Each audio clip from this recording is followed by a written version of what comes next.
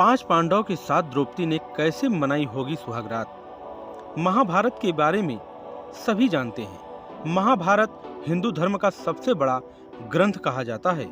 महाभारत सिर्फ कौरव और पांडव के युद्ध के लिए प्रसिद्ध नहीं है, बल्कि महाभारत अपने अंदर कई सारे ऐसे रहस्य समेटे हुए हैं जिसके बारे में लोग जानना चाहते हैं। ऐसा ही एक रहस्य 5 पांडव एक पत्नी द्रौपदी की सुहागरात को लेकर भी है। आज हम आपको द्रौपदी की सुहागरात के बारे में बताने जा रहे हैं। द्रौपदी की उत्पत्ति राजा द्रुपद के हवनकुंड से उस समय हुई थी जब वह द्रोणाचार्य के वध के लिए पुत्र प्राप्ति के लिए यज्ञ कर रहे थे।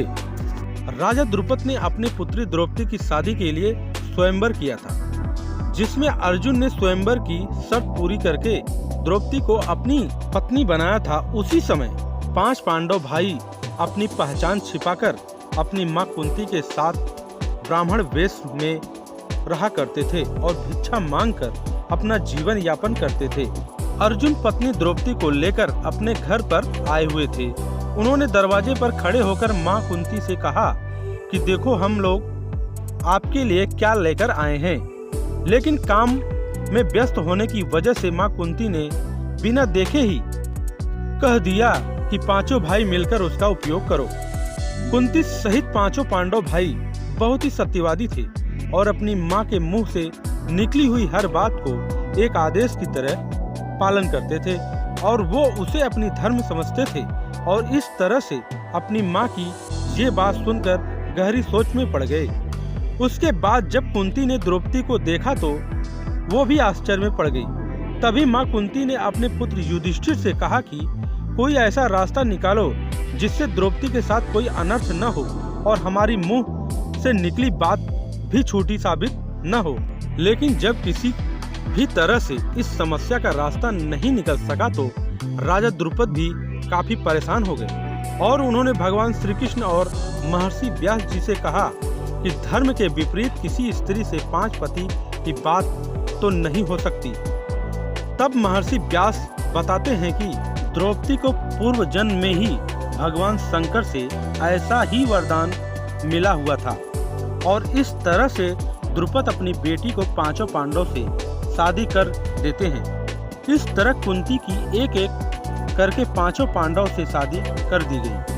आपको बता दें कि सबसे पहले द्रौपदी का विवाह युधिष्ठिर के साथ हुआ था। उस रात द्रौपदी युधिष्ठिर के साथ अपनी पत्नी धर्म निभाई। दूसरे दिन द्रौपदी का विवाह भीम के साथ हुआ और उस रात इन दोनों ने सुहागरात मनाई और इसी तरह से बाकी भाइयों से शादी की और अपनी अपनी सुहागरात मनाई।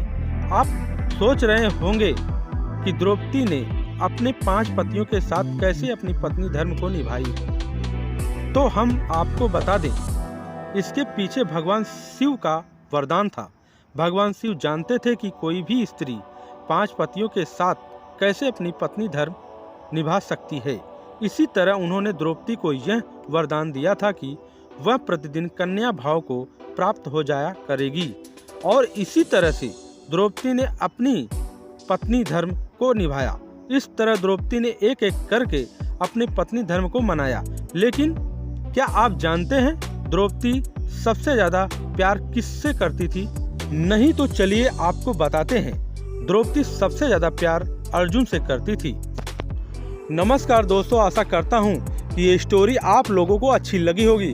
अगर अच्छी लगी होगी तो मेरे वीडियो को लाइक कर देना और चैनल को सब्सक्राइब कर देना ताकि नेक्स्ट वीडियो आप लोगों के पास आसानी से पहुंच सके।